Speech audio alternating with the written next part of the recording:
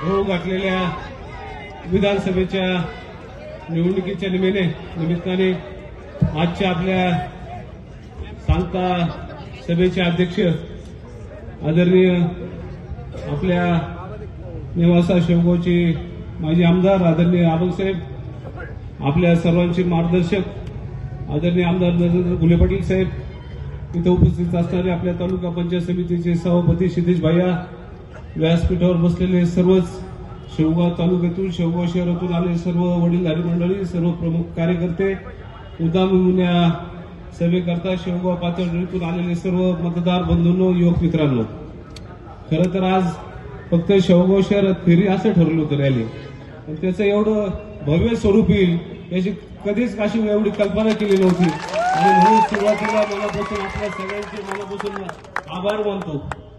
मला खरं तर मला अपेक्षितच नव्हतं की एवढा मोठा प्रतिसाद, एवढा प्रचंड प्रेम माझ्या शेवगावकरांनी, शेवगाव पाथर्डीच्या लोकांनी माझ्यावर केलं असतं असं मला कधी अपेक्षित नव्हतं. मी भैया आमदार साहेबांनी आम्ही सहज विचार करत होतो काय करायचं, कसं करायचं. विधानसभेची निवडणूक डिक्लेअर झाली त्याच्या अगोदर भैयाला आम्ही गेले 6 महिन्यापासून मतदारसंघामध्ये परिवर्तन यात्रेच्या निमित्ताने प्रत्येक गावाला भेट देत होतो. प्रत्येक गावामध्ये काय अडचणी आहे, काय नाही, सर्वसामान्य लोकांच्या, माता भगिनींच्या काय अडचणी म्हणून समजून घेत होतो. आणि म्हणून ज्यावेळेस सगळ्या मतदारसंघाचा दौरा झाला, एक निश्चित जाणवलं की सातत्याने जाणीवपूर्वक आपल्या मतदारसंघावर आताचे लोकप्रतिनिधींनी अन्याय केलेला आहे आपला. आणि म्हणून सगळ्या जनता जनार्दनाच्या रेट्याने तुमच्या सगळ्यांच्या मागण्याप्रमाणे आपण त्यावेळेस अपक्ष उमेदवार आज आपण त्यावेळेस भेटले. मला एक सांगा, स्वर्गीय घुले पाटील असतील, आदरणीय आमदार नरेंद्र घुले पाटील असतील, भैया असेल, मी असेल, आमच्या सर्व परिवाराचे सर्व आमचं कुटुंब इथं, आमचं काय चुकलं होतं मला सांगा ना. आम्ही कुणाच्या आयुष्यात मी कुणाचं वाईट केलं का तुम्ही मला सांगा. मग का तुम्ही आम्हाला कायम टार्गेट करता, का आम्हाला कायम बाजूला करता, हा माझा प्रश्न आहे. तुम्हाला आम्हाला सगळ्यांना माहिती आहे, साहेब असतील, आमदार साहेब असतील, या तालुक्यातलं असं एकही काम, एकही गाव असं नाही का जिथं कुठेतरी विकसित काम आपण केलं नाही. असं एक गाव तर राहिलं का मला सांगा. या तालुक्यातले रस्त्याचा प्रश्न असेल, पाण्याचा प्रश्न असेल, विजेचे प्रश्न असतील, सर्वसामान्य लोकांना न्याय द्यायचा प्रश्न असेल, याच्यात सर्वसामान्य लोकांना सगळ्यात मोठा आमचा आधार कोण असेल तर इथं बसलेला सर्वसामान्य माणूस हा कायम आमच्या कुटुंबाचा आधार राहिला.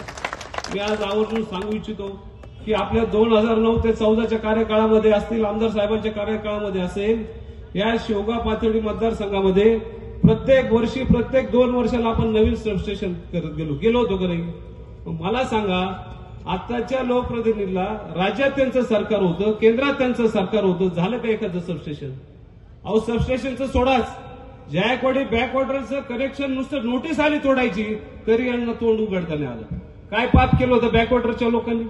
म्हणजे तुमचे कनेक्शन तुटले तरी चालतील, परंतु तिकडं आमच्या जायकवाडीच्या एमआयडीसी मध्ये तिकडे दारूच्या कारखान्याला तिकडे कनेक्शन पाणी गेलं पाहिजे, अशा पद्धतीचा त्यांचा स्वभाव. म्हणून मी आज जाहीर आश्वासित करू इच्छितो. एवढंच नव्हे आबासाहेब, काल परवा एक आमच्या सर्वसामान्य लोकांच्या, आमचे मच्छीमार जे लोक आहेत, आमचे भिल समाजाचे लोक असतील, कार समाजाचे लोक असतील, त्यांच्यावर काय जीआर आला होता की पूर्वी मला आठवतं आपण होता, आमदार साहेब होते, जायकवाडी अभयारण्याची त्यावेळेस घोषणा झाली होती. आमदार साहेबांनी त्यांचं सगळं आमदारकीचं तिथं पद लावून बबनराव पाचपेटूंकडून ते अभयारण्य रद्द करून घेतलं का नाही. मग मला सांगा, आता तुम्ही आमदार होता, इथं मोठा सोलर प्रोजेक्ट आज तिथं डिक्लेअर झाला.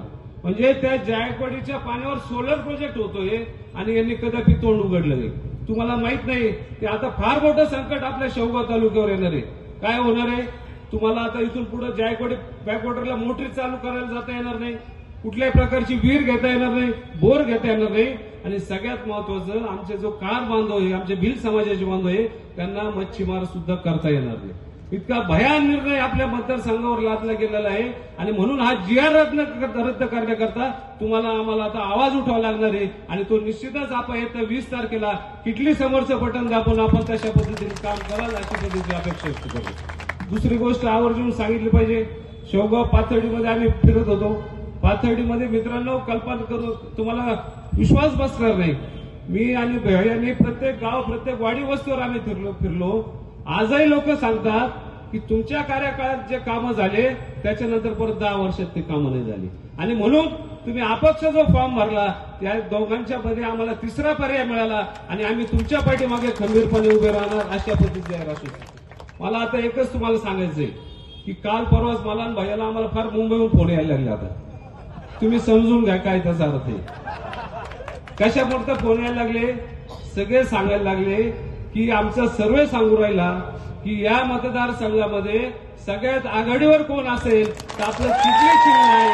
आणि म्हणून तुम्हाला आम्हाला सांगितलं, जरूर सांगू इच्छितो की कम से कम 30,000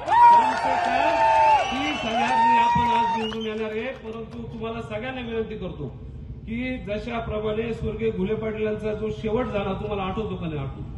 आठवतं ना? कुठं झाला होता शेवट, कशाकरता झाला होता?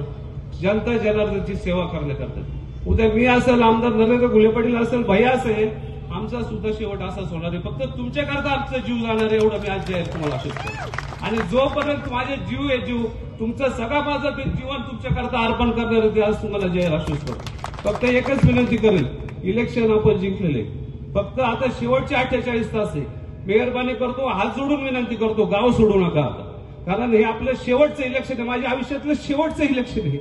तुम्हाला आम्हाला माझ्याकरता हे करावंच लागणार आहे, मला 100% खात्री आहे. आणि मला खात्री आहे एकदा शेवगावच्या माणसाने तरुणाने ठरवलं तर 100% विजय आपला ठरलेला असतो. अगदी गायकवाड जळगावपासून तर निम्मे नांदूरपर्यंत या संपूर्ण मतदारसंघातलं माझी सगळ्यांना विनंती की आता आपलं हे तुमचं आमचं जितीचं इलेक्शन आहे. आपल्या स्वाभिमान शेवगाव तालुक्याच्या मातीचं स्वाभिमानाचं इलेक्शन आहे. आणि जे ते तुम्ही सगळ्यांनी आतापर्यंत हातात घेतलं याचं तुम्ही आता 20 तारखेला किटली समोरील बटन दाबून आपलं जो यश आहे, जो आपला स्वाभिमान आपल्याला संपूर्ण राज्यात दाखवून द्यायचा, तो निश्चितच आपण दाखवाल अशा पद्धतीची अपेक्षा व्यक्त करतो. आपण सर्वजण आलात, परत एकदा विनंती करतो, गाव सोडू नका, बूथवर त्या दिवशी थांबा, मतदान प्रचंड मत निवडून द्या.